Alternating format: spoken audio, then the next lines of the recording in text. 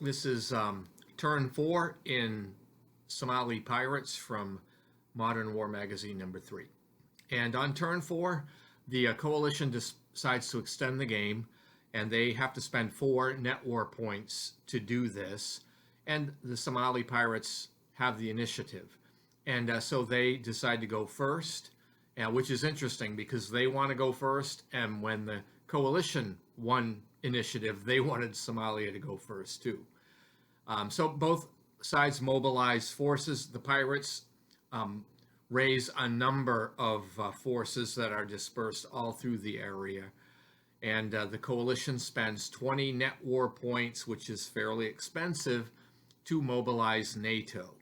And the NATO units are based in the Mediterranean. So let's go down to the map and see what happens this turn. So the pirates decide to launch ships from the Puntland into the Indian Ocean, and they perform some raids and have really outstanding success, even capturing some ships. And that earns them 8 net war points in this case, and they're going to try to double this by playing an info war chit. However, the coalition counters this with a black operations chit, which negates that effect, so they just get their 8 net war points.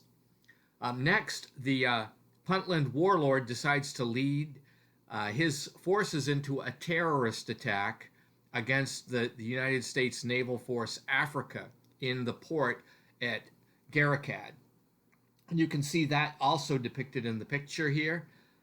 To perform this type of an operation, the pirates need to expend an ISR chit, which they do, and this is not countered. So they use the asymmetric combat results table. And this time, though, it doesn't work out so good. Things go south quite quickly for the pirates. They get a fiasco, and consequently, they lose some points, as well as they lose some of the units in the port. Then the Puntland infantry launches an attack against the Somali government provisional units and roar. And I don't have a picture for this, but these units are destroyed and the pirates get some net war points. Then the pirates in Somaliland, also not pictured, launch an attack against the coalition forces in Berbera. And this is an indecisive attack, but the pirates do claim 4 net war points. Then we go to the coalition portion of turn 4. The coalition player begins with the Joint Special Operations Task Force making a kinetic assault on the Somali base in central Mogadishu. This is not in the picture here, but the enemy base is overwhelmed and the coalition gains some net war points.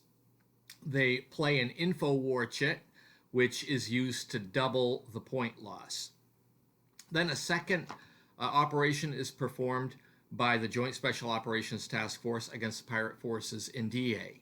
And the result this time is overkill, so the enemy unit is destroyed, but the pirates gain on the net war index. Then, as depicted in the picture, the United States Naval Forces Africa attack the pirates in the Indian Ocean. The Somali pirates here have made a mistake by having so many ships together, and they're going to pay this time. And that entire fleet is wiped out. So the coalition deducts pirate net war points, and also those fleets are going to cost a lot to rebuild.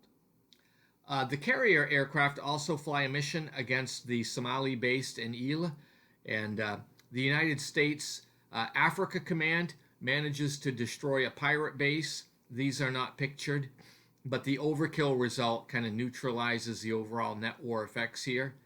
And then in Berbera, the Command Joint Task Force Horn of Africa launches a massive kinetic attack against the pirates in that city.